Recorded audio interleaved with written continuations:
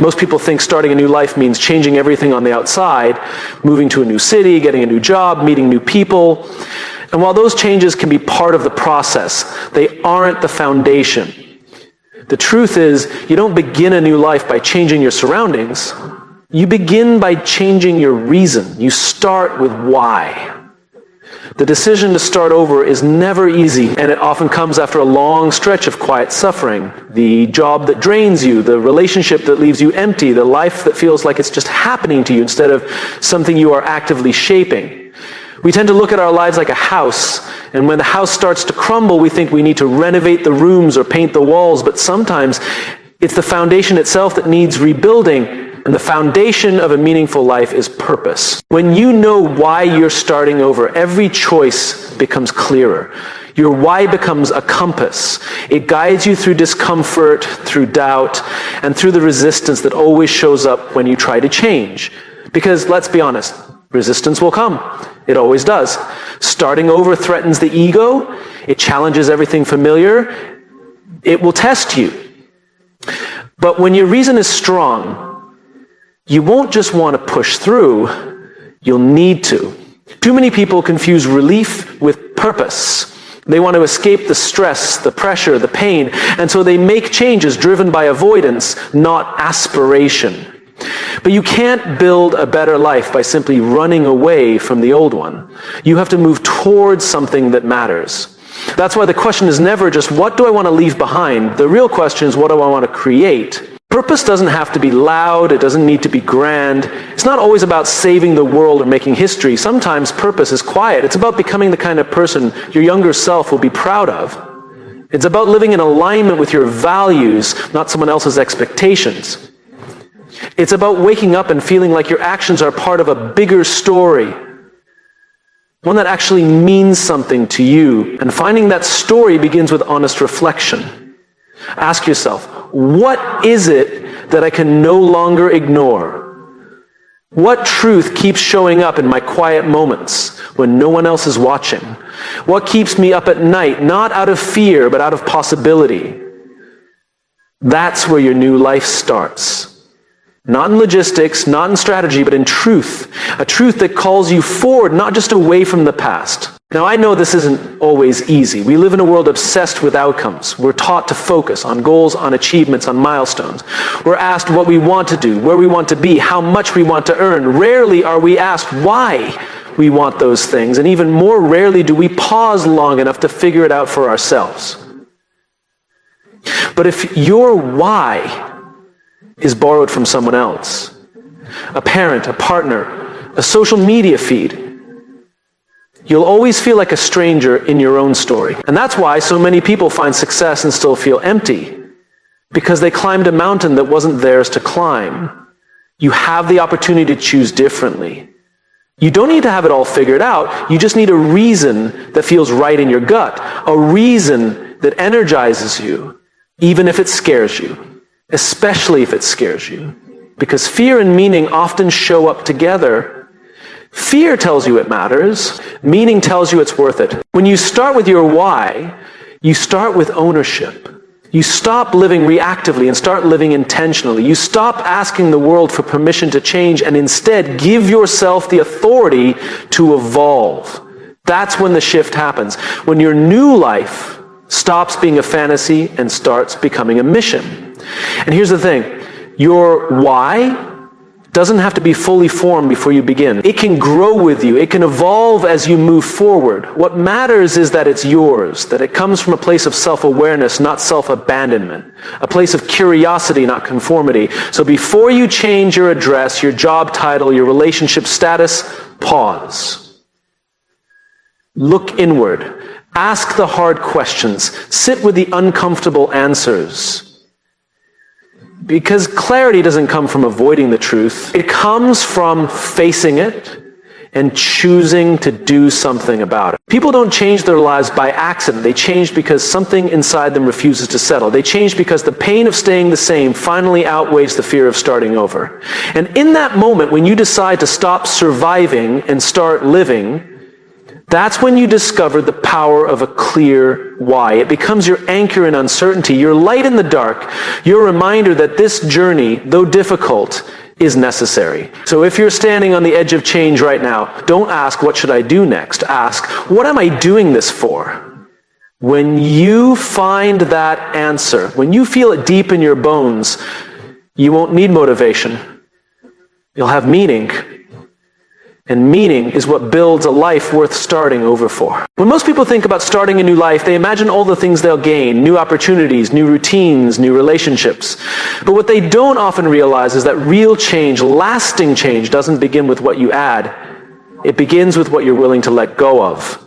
We are taught to chase more success, more approval, more control, more certainty. We associate growth with accumulation. But the truth is, growth requires subtraction. To become someone new, you have to stop being who you no longer are. You can't build a new life on the scaffolding of the old one. Not if that old life was built on fear, on compromise, on stories that were never really yours to begin with. Letting go is uncomfortable, sometimes even painful. But it's also one of the most powerful decisions you can make. Because it's in the letting go that space is created. Space for better questions, space for new habits, space for the kind of clarity that can't exist in a life cluttered with the past. But most people don't start there. Most people try to carry everything with them. Old regrets, old roles, old expectations. They try to walk into a new chapter holding a suitcase full of things they were never meant to carry in the first place. And eventually that weight slows them down. It wears them out. They begin to think change is impossible, not because they're incapable of growth, but because they never made room for it in the first place. You have to release the version of you that was only ever trying to survive. That part of you did the best it could. That part kept you safe. But survival and fulfillment are not the same. There comes a point where the old coping mechanisms become cages, where the familiar becomes suffocating, where the labels you've worn no longer fit. That's the moment when letting go stops being a loss and starts becoming a decision. And make no mistake, it is a decision. It's not a feeling. You may never feel ready to let go of the job that defines you, the relationship that limits you, the identity that keeps you accepted. But letting go isn't about readiness, it's about alignment. It's about choosing who you want to become over who you've been conditioned to be. And that takes courage, because the moment you release what no longer serves you, you enter a space of uncertainty. And for many people, uncertainty feels like danger. We're wired to cling to the known, even when it hurts, even when it makes us small, because at least it's predictable, at least we know how to survive it. But surviving isn't the goal anymore, living is. And living requires risk. It requires trust. Not in the world, but in yourself. Trust that you are more than your history. Trust that you can handle the in-between. Trust that letting go of what's familiar is not the end of safety, but the beginning of freedom. Letting go doesn't mean forgetting. It doesn't mean pretending the past never happened. It means honoring what it taught you and choosing not to be ruled by it anymore. It means drawing a line, not in anger, but in awareness. It's saying, this chapter is closed, not because it was meaningless, but because I've learned what I needed to learn, and now it's time to grow. Growth always asks something from you, not in terms of effort alone, but in terms of identity. Who are you willing to stop being? What beliefs are you willing to challenge? What roles are you willing to outgrow? These are not surface-level questions. These are transformational questions, because the answers reshape not just your path, but your perspective. Some people will misunderstand you when you start letting go. They'll question your decisions. They'll wonder why you've changed. They might even feel threatened by your evolution. That's okay. Not everyone is meant to go with you. Letting go also means releasing the need to be understood by everyone. When you're building a life of purpose, you don't need consensus. You need clarity. And clarity often comes in silence, in those quiet moments when you finally admit what you've known deep down for a long time, that something has to change, that you're no longer willing to shrink to stay comfortable, that you've been editing yourself for too long, and you're ready to write a different script, one that feels honest, one that feels whole. You don't need to have it all mapped out. Letting go doesn't require a 5-year plan. It requires one decision: to stop pretending that what once worked is still working, to stop waiting for permission, to stop betraying your future to protect your past. There's a moment in every journey where the old story loses its grip, where the excuses start to sound hollow, where the illusion of safety becomes more dangerous than the uncertainty of change. That moment is sacred. That's when the shift begins, not externally, but internally. That's when you stop asking, what do I need to hold on to, and start asking, what do I need to release to grow? And when you answer that question honestly, even if it scares you, you're not just letting go of the past. You're stepping into the possibility of something far greater. A life that reflects not just what you've been through, but what you're here to become. So if you're serious about starting a new life, ask yourself this: what am I still holding on to that I've already outgrown, and am I brave enough to set it down? Because growth doesn't begin when something new shows up. It begins when you finally let go of what no longer fits. Most people don't end up where they want to be because they never decided where they are going. They drift, not out of laziness or lack of ambition, but because they've never been taught how to design a life with intention. They react instead of create. They respond to what the world gives them instead of choosing what they give to the world. Starting a new life doesn't mean hoping that the next chapter will be better. It means taking responsibility for writing it yourself. That's the difference between drifting and designing. Drifting is passive. It waits, it blames circumstances. It says, I'll figure it out later. Designing, on the other hand, is active. It decides, it leads. It says, if this life is mine, then I'm the one who has to shape it. The hard truth is, if you don't design your life, someone else will. And they won't do it with your values in mind. They'll do it to serve their vision, their goals, their comfort. Employers, partners, friends, culture.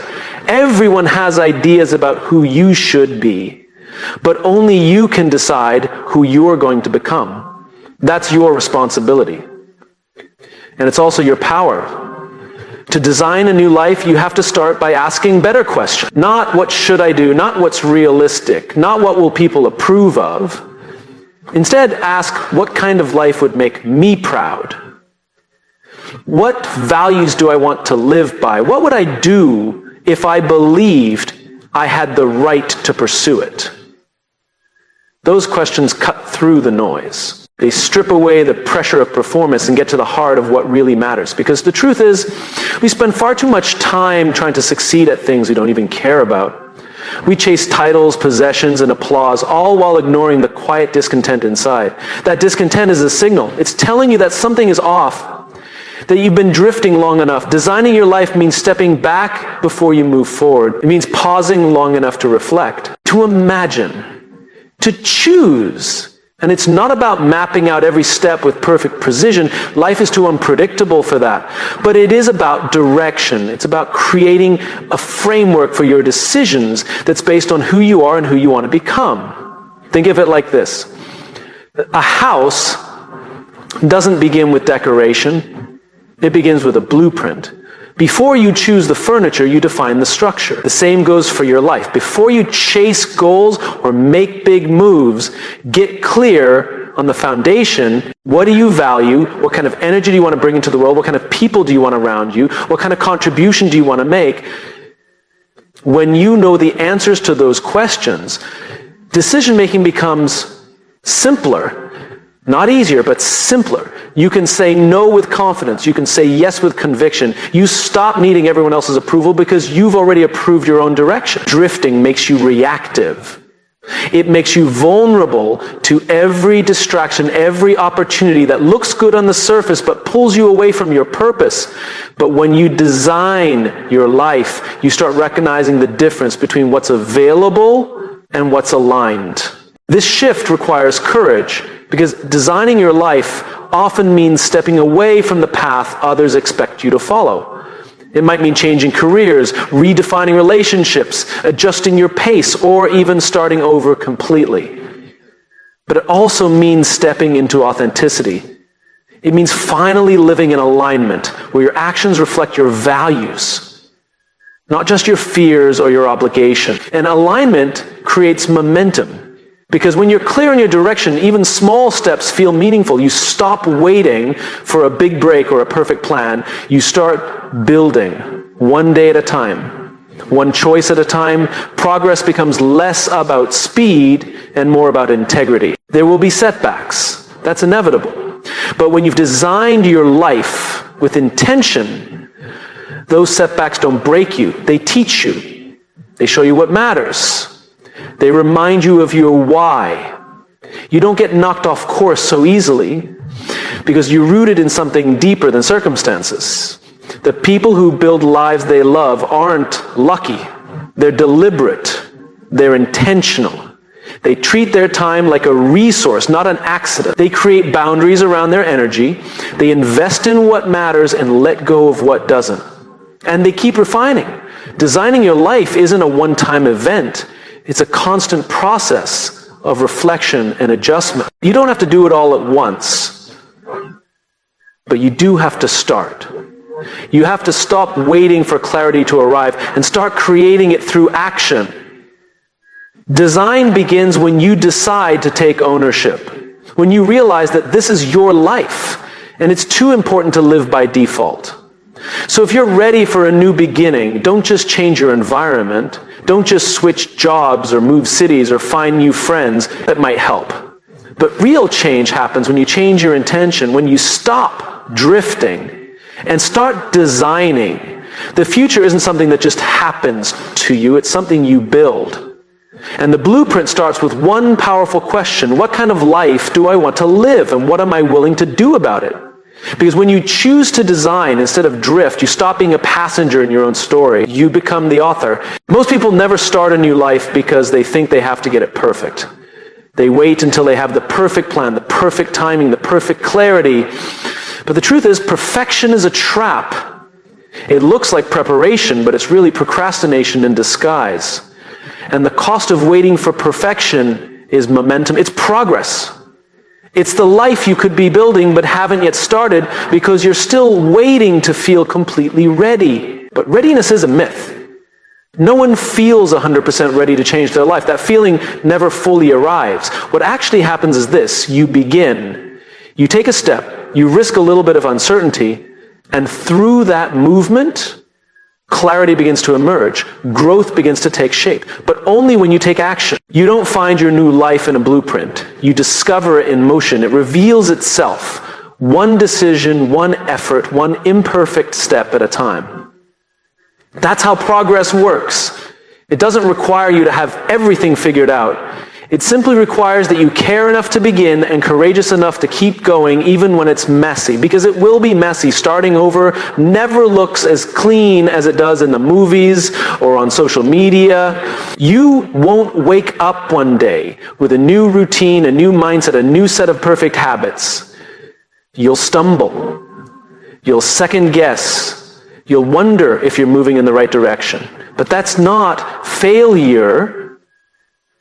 That's what growth looks like. We've been conditioned to believe that success means flawlessness. That the only lives worth admiring are the ones that look polished and smooth. But if you talk to anyone who has actually reinvented themselves, who has actually transformed their life from the inside out, you'll hear the truth. Progress is bumpy. It's slow. It's full of doubt and detours. But it's real. And what's real is always more powerful than what's perfect. Perfection is about control. It's about avoiding pain, avoiding judgment, avoiding mistakes. But here's the paradox. The more you try to control every step, the more likely you are to stay stuck. Because growth requires you to be uncomfortable. It requires you to risk looking foolish, to risk being a beginner again, to risk failing in public. That's why so many people never take the leap. Not because they lack ambition, but because they fear imperfection. They think making mistakes means they're doing it wrong, but it's the opposite. Mistakes mean you're in the game. They mean you're learning. They mean you're growing. We learn through movement, not mastery. No one becomes wise just by thinking. Wisdom is earned through experience, through trial, through error. You don't learn how to swim by reading a book about water. At some point, you have to get wet. And that's the shift, realizing that the only way to a better life is through the discomfort of imperfection. You don't get to skip it, but you do get to stop being afraid of it. Starting a new life means giving yourself permission to be in process. It means understanding that every step forward counts, even if it's small, even if it's awkward, even if it doesn't feel impressive. You don't have to leap, you just have to move, and then move again. Every day you show up for yourself, every time you choose courage over comfort, effort over avoidance, you are reshaping your identity. Not in theory, but in practice. You become the person you're trying to become through your actions, not before them. And yes, you'll fall short. You'll miss a step. You'll have days when it feels like nothing is working. That's okay. That's not a sign to stop. That's a sign you're in the middle of something meaningful. The key is to keep going. Not perfectly, but persistently. Progress doesn't ask for perfection. It asks for presence. It asks that you keep showing up, especially when it's hard, especially when it's not glamorous, especially when no one is watching. And here's something else to remember. Your pace doesn't have to match anyone else's. This is your path, your timing, your growth. Comparison is another trick of perfectionism. It tells you you're falling behind, when in reality, you're exactly where you need to be to learn what you're here to learn. The goal isn't to be the best, it's to be better. A little more aligned, a little more honest, a little more courageous. That's how change sticks. That's how a new life becomes sustainable. Not through one perfect transformation, but through 1,000 imperfect committed steps. Give yourself the grace to evolve. No one who's ever done something meaningful did it without fear, without mess, without uncertainty, but they moved anyway. They took the step, and then another, until what once felt impossible became their new normal. You are allowed to be a work in progress. You are allowed to learn as you go. What matters most is that you go, that you stop waiting for permission or clarity or perfection, and start building momentum through action. Because motion creates confidence. Each step reinforces the belief that change is possible, that you are capable, that you don't have to get it all right away to be moving in the right direction. So start where you are, with what you have, as imperfect as that may be. Don't aim to be flawless, aim to be consistent. Show up, fall down, get up. Repeat. Because it's not perfection that creates a new life, it's progress. Honest, imperfect, consistent progress. And every time you choose that, every time you move forward, even just a little, you are proving to yourself that you're already on your way. No one builds a new life alone. We like to believe that transformation is a solo mission, that it's all about willpower, strategy, hustle, and yes, personal effort matters, but the truth is the people around you will shape your direction just as much as your determination will. The question is, are you surrounded by people who help you grow, or by people who keep you small? When you decide to start over, to live more intentionally, more honestly, you will outgrow some relationship, not because you're better than anyone, but because you're becoming different. You're prioritizing things that maybe others aren't. You're seeking clarity, not comfort, growth, not approval. And not everyone will understand that. Not everyone is meant to. That's one of the most difficult parts of building a new life, realizing that not everyone can come with you. And that's okay. Letting go of unaligned relationships isn't about rejection. It's about respect. Respect for yourself and respect for the kind of future you're trying to create. If you're serious about becoming someone new, then you have to be just as serious about the kind of energy you're willing to allow around you. Because here's the reality. You are influenced. Whether you want to admit it or not, the conversations you hear, the attitudes you're exposed to, the beliefs that surround you, they all shape you slowly, subtly, and over time, either they elevate you or they erode you. Starting a new life requires intentional relationships, people who see your potential, not just your past. People who challenge you to think bigger, go deeper, show up stronger. People who won't let you shrink to keep the peace. These are not just nice to have people. These are the necessary ones, the difference makers. So how do you find them? How do you build a circle that supports growth instead of stagnation? It starts with being honest about what kind of energy you're attracting and what kind of energy you're contributing. You can't just wait for high-quality people to show up. You have to become someone who draws them in. That means living with integrity. That means owning your values even when it's inconvenient. That means being courageous enough to have real conversations instead of surface-level ones. The kind of people who will walk with you in your transformation. They're not impressed by performance. They're drawn to depth, to truth, to effort. You don't need a crowd, you need alignment. A few intentional people are more powerful than a room full of passive ones. In fact, too many people will just dilute your direction. They'll confuse you, distract you, hold you back with their doubt disguised as concern. Be selective. Be thoughtful. This is your life. You don't owe everyone access to it. And when you do find those people, the ones who believe in your mission, even when it's messy, treat those relationships like gold. Be the kind of friend you're trying to find. Listen without judgment. Show up when it's inconvenient. Celebrate effort, not just achievement. The relationships that truly support growth aren't transactional. They're transformational. They're built on mutual respect, mutual effort, and mutual vision. Sometimes these people won't be in your current circle. Sometimes you have to go looking. You have to put yourself in rooms where people are thinking differently, living intentionally, asking better questions. That might mean joining a new community, attending different events, reading different books, or even moving to a new place. Don't underestimate the power of your environment. If you're always the most driven person in the room, you're probably in the wrong room. This is not about surrounding yourself with perfect people.